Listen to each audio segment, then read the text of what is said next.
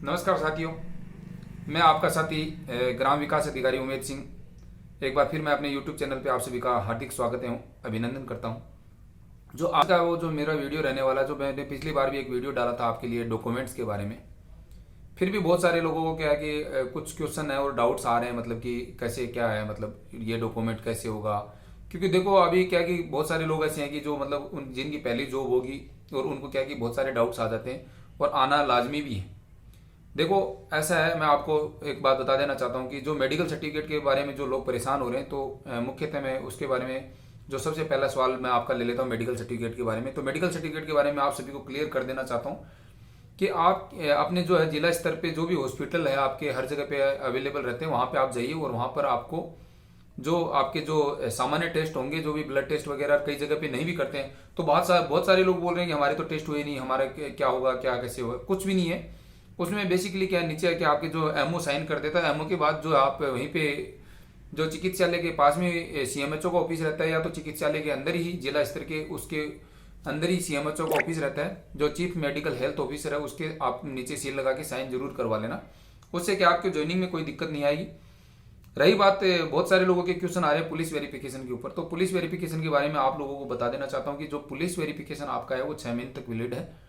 यदि किसी साथी ने पहले बनाया तो आप निश्चित रहें, और फिर भी यदि कि आपके मन में कोई डाउट चल रहा है कि नहीं भाई ये कैसे कैसे 6 महीने कैसे हो गया, 2 महीने कैसे हो गया, 1 महीना, तो आप अपना दोबारा भी अप्लाई कर सकते हो। ज़्यादा अमाउंट तो है नहीं, 250-300 रुपये की एक ई मित्र से फीस लगेगी। आपके आधार कार्ड आपको लेके जाने पड़ेगा और आपका क्या मेडिकल जो ये पुलिस वेरिफिकेशन सर्टिफिकेट बन जाएगा।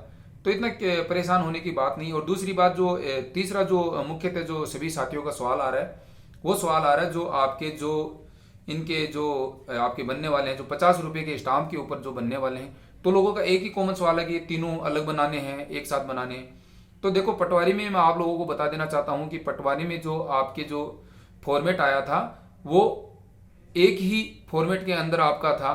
और जो अविवाहित है वो लोगों को क्या है, विवाह का प्रमाण पत्र उनका नहीं होगा। अविवाहित के लिए उनको स्टाम्प पे लिखाना पड़ेगा कि मैं अविवाहित हूँ और आने वाले समय में मैं शादी करूंगा तो मैं दहेज नहीं लूंगा, नहीं लूंगी, जो भी है। और उसी आप एफिडेविट में ये भी लिखवा सकते हो कि मैं भविष्य में कभी भी धूम्रपान नहीं करूंगा और ना ही मैं धूम्रपान करता हूँ। और नीचे आपके साइन हो जाएंगे, नीचे नोटरी की साइन हो जाएंगे। कोई बड़ी चीज़ है नहीं और कोई ऐसा डॉक्यूमेंट है नहीं। और जो डॉक्यूमेंटों की लिस्ट मैंने पहले बता दी थी और एक बार फिर बता देता हूँ, आप लोगों के साथ साझा कर देना चाहता हूँ, क्योंकि लोग क्या कि परेशान हो रहे हैं कि बार बार कॉल मैसेज कर रहे हैं, तो आप लोगों को बता देना चाहता हूँ। और एक्सटेंशन के बारे में मैं आप लोगों के क्या लिए क्या है कि सबसे लास्ट में बताऊंगा कि एक्सटेंशन के लिए क्या है। तो जो आपको जो और सर्टिफिकेट्स के बारे में बता देना चाहता हूँ कि जो देखो, एक तो बेसिकली आपको 10th की मार्कशीट चाहिए और उसके साथ जो आपका सर्टिफिकेट, आजकल तो क्या जो नए बच्चे पास हो रहे हैं उनके एक ही साथ रहता है। और 12th का मार्कशीट चाहिए विद सर्टिफिकेट। उसके बाद आपकी बीए की मार्कशीट चाहिए तीनों। उसके बाद RSCIT आपका डिप्लोमा चाहिए आपको। उसके बाद आपका मैं बता देता हूँ मूल निवास है, जाति प्रमाण पत्र है, GP मतलब आपका कास्ट से आप संबंधित हो उसका कास्ट सर्टिफिकेट जो आपने DV के टाइम लगाया था।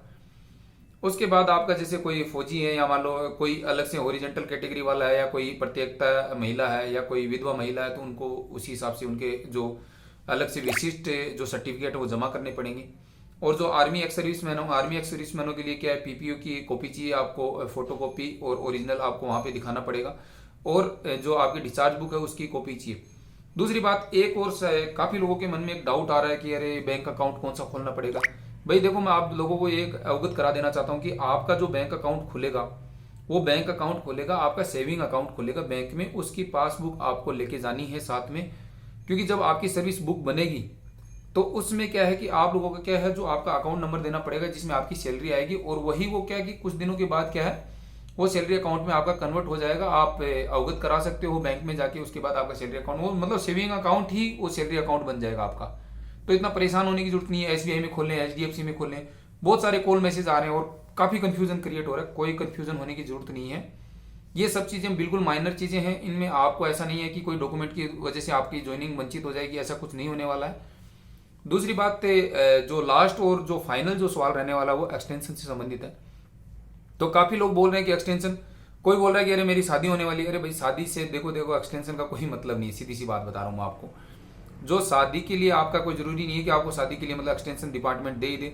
आप ज्वाइनिंग कर लो, उसके बाद आप ट्रेनिंग में रियायत मांग सकते हो कि सर मेरी ऐसी शादी होने वाली है, तो आपकी देखो उसके लिए आप डिपार्टमेंट जहाँ पे आप ज्वाइनिंग कर रहे हो वहाँ पे लोगों का विचार अलग हो सकता है और आपको कुछ सुविधाएं मिल सकती हैं या रियायत मिल सकती है।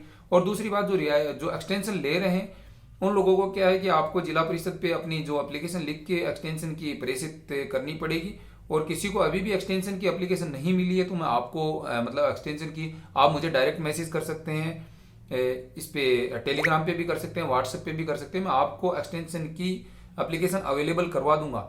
और जो एक्सटेंशन के जो मैं कारण आपको बता देना चाहता हूँ कि जो 2-3 मोस्ट इंपॉर्टेंट कारण होते हैं, जो कि एक तो देखो एजुकेशन का, जो किसी कोई बीएड कर रहा है, कोई पीएचडी कर रहा है, कोई एमए रेगुलर डिग्री कर रहा है, कुछ भी कर रहा है तो उसको आपको एक्सटेंशन मिलेगा। ये नहीं कि आपको कोई छोटा मोटा कारण दिखा के आप मतलब एक्सटेंशन ले लो, तो ऐसा नहीं है, उसमें आपको नहीं मिलेगा। फिर भी आप अप्लाई कर सकते हो, वो डिपार्टमेंट के ऊपर डिपेंड करता है, वो विचार करता है कि नहीं करता है आपके एक्सटेंशन के ऊपर।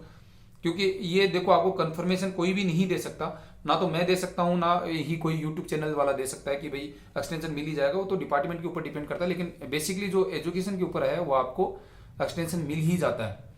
तो ये सारे आपके डाउट्स क्लियर हो गए। और फिर भी किसी भाई को किसी भी तरीके का मतलब दिमाग में कुछ चल रहा हो कि नहीं भाई ये नहीं होना चाहिए था, ये होना चाहिए था डॉक्यूमेंट्स में, तो मैं आप लोगों को, आप मेरे को मैसेज कर देना इनबॉक्स में, मैं आपके सारे डाउट्स क्लियर कर दूंगा। कोई भी दिक्कत नहीं है और परेशान होने की जरूरत नहीं है। और बहुत सारे साथी ऐसे भी परेशान हो रहे हैं, वो परिवेदना को लेके भागा दौड़ी कर रहे हैं। अरे भाई परिवेदना का मतलब क्या है? परिवेदना का मैं एक और चीज क्लियर कर देना चाहता हूं आपको। परिवेदना का मतलब ये है कि यदि आपके से कम मेरिट क्रमांक वाले को वो जिला मिल गया हो जो आपको मिलना चाहिए था, और आपकी भी प्रायोरिटी सेम थी, और आपके कम क्रमांक वाले या मेरिट क्रमांक वाले को वो जिला मिला है, तो आपका जिला चेंज किया जाएगा। इसको कहते हैं परिवेदना। तो फालतू में आप भ्रमित ना हो। और बहुत सारे लोग, क्योंकि मैं मैसेज देख रहा हूँ ग्रुप के अंदर कि म्यूचुअल ट्रांसफर हो जाएगा, ये हो जाएगा। अरे भाई ऐसा कोई भी नहीं है, फालतू में भ्रांति और अफवाहें ना फैलाएं तो ही सही है। नहीं तो क्योंकि पब्लिक परेशान होती है, फिर भागदौड़ करती है इधर उधर और रिजल्ट कुछ नहीं निकलता, रिजल्ट तो जीरो ही निकलना है, सीधी सी बात है। इसलिए मित्रों ये 2-4-5 दिन बचे हैं आपके पास, क्योंकि जैसे ही मतलब जिला परिषद की बैठक होगी, आपको पंचायत समितियां अलॉट हो जाएंगी, तो फिर आप भागे दौड़े फिरोगे। इसलिए जो 4-5-10 दिन जो आपके एंजॉय के हैं उसके लिए एंजॉय कीजिए और फैमिली परिवार के साथ अच्छा समय व्यतीत कीजिए। और सभी साथियों से और भी एक बार फिर मैं आप सभी को हार्दिक शुभकामनाएं और आभार व्यक्त करना चाहता हूँ। जय हिंद, जय भारत।